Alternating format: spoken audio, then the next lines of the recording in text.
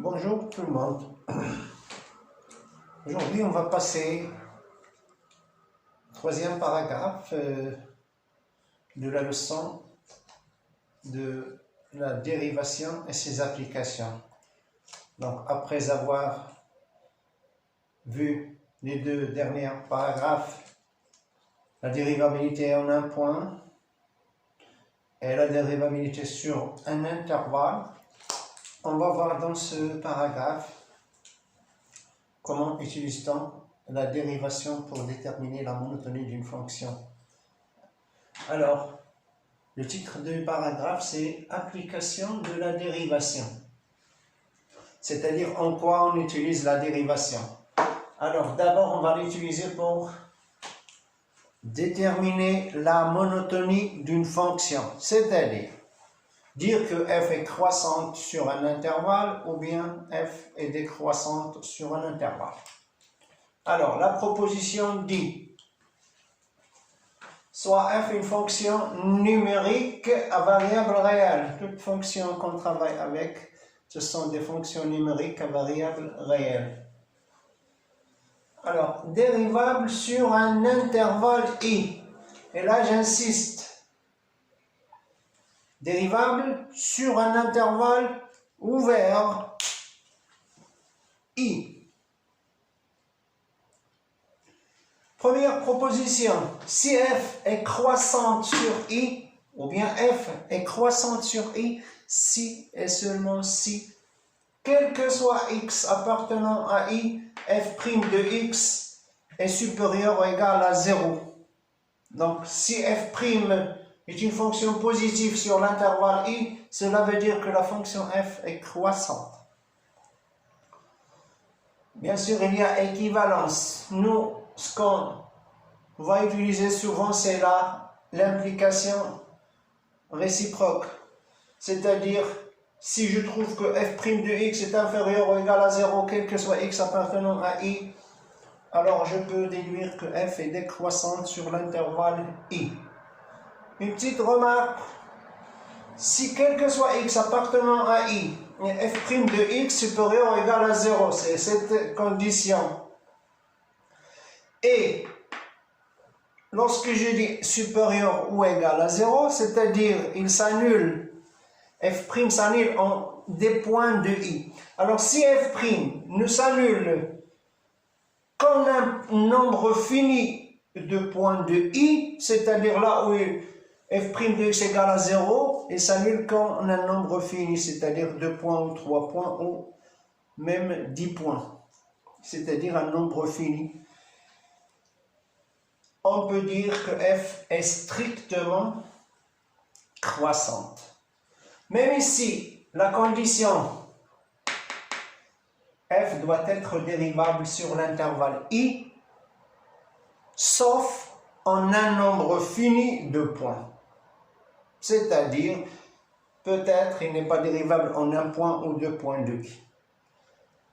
Dans ce cas-là, je peux toujours aussi utiliser cette proposition.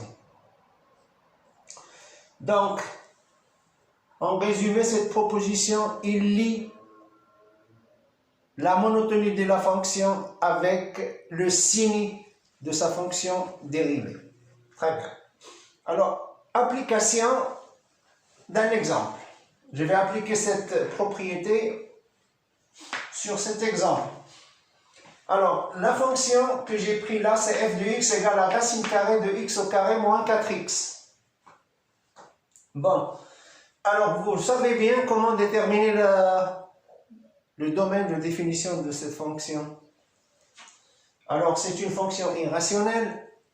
Le taux qui est sur la racine carrée doit être supérieur ou égal à 0.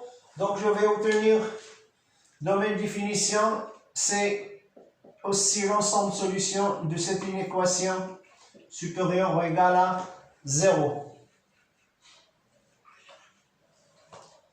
Alors, x au carré moins 4x, c'est un trinôme du deuxième degré. On connaît bien dresser son tableau de signes en cherchant les racines de ce trinôme. Alors, lorsque ce trinôme admet deux racines distinctes, alors à l'extérieur des deux racines, le trinôme est de signe de A et à l'intérieur des deux racines, il est de signe contraire.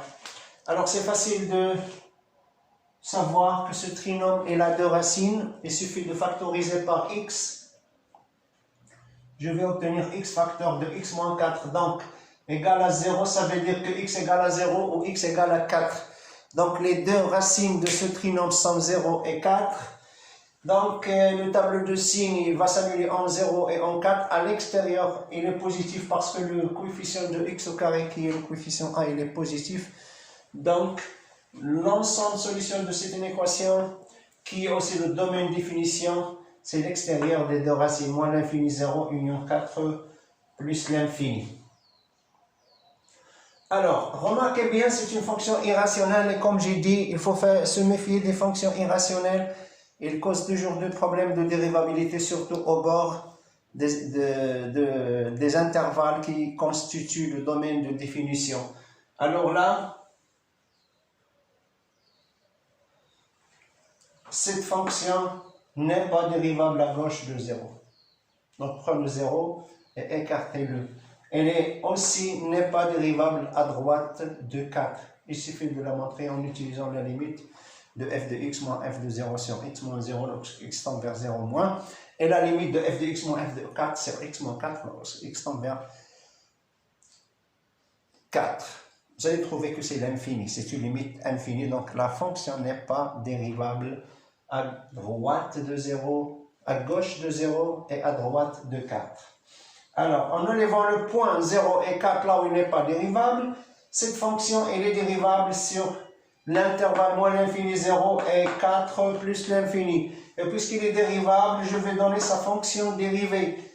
Vous avez aussi appris comment calculer la fonction dérivée. Alors, la règle qui dit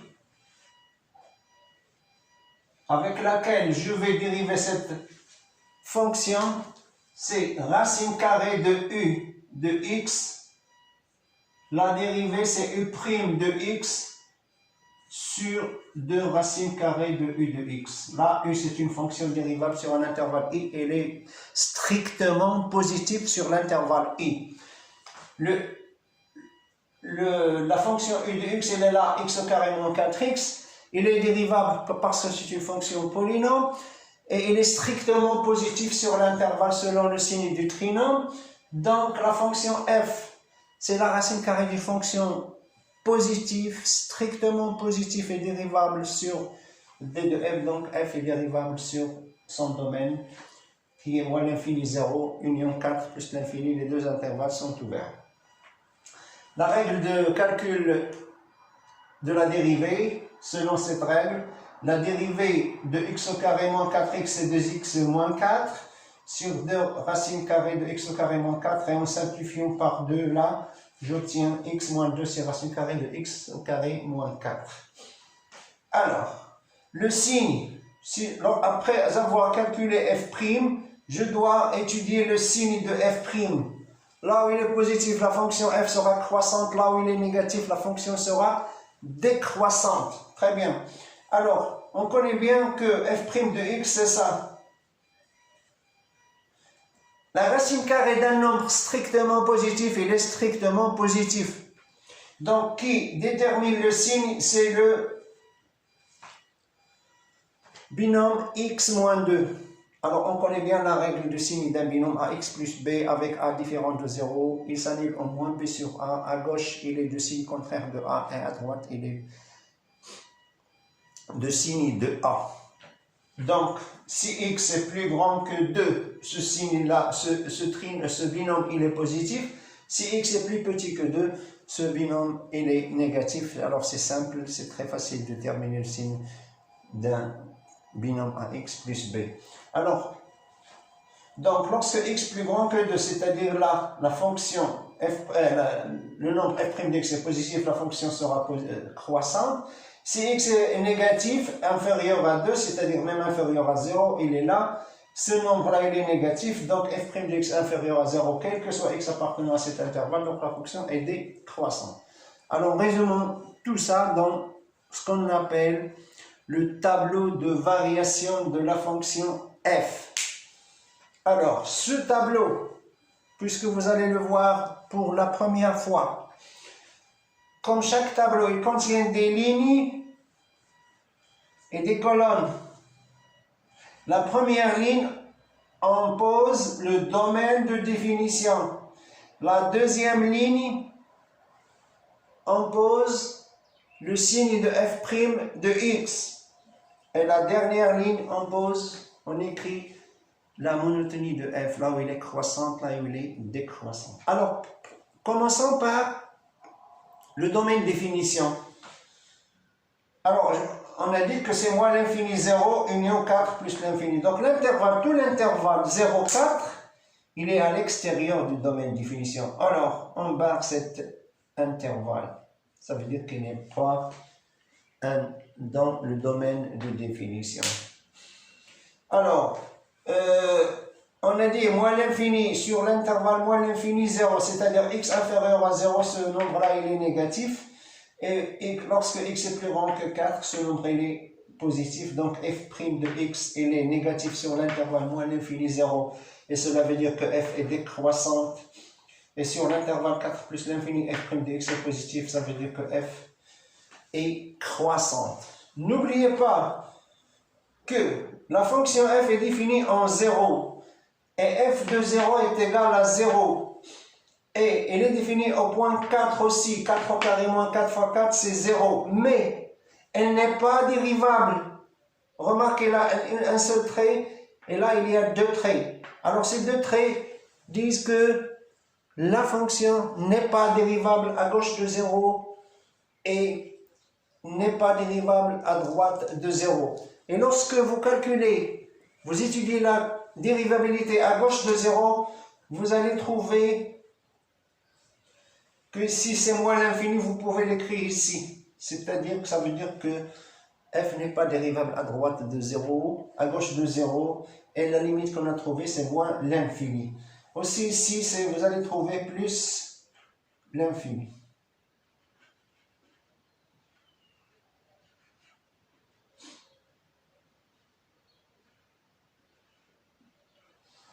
Alors, bonne chance.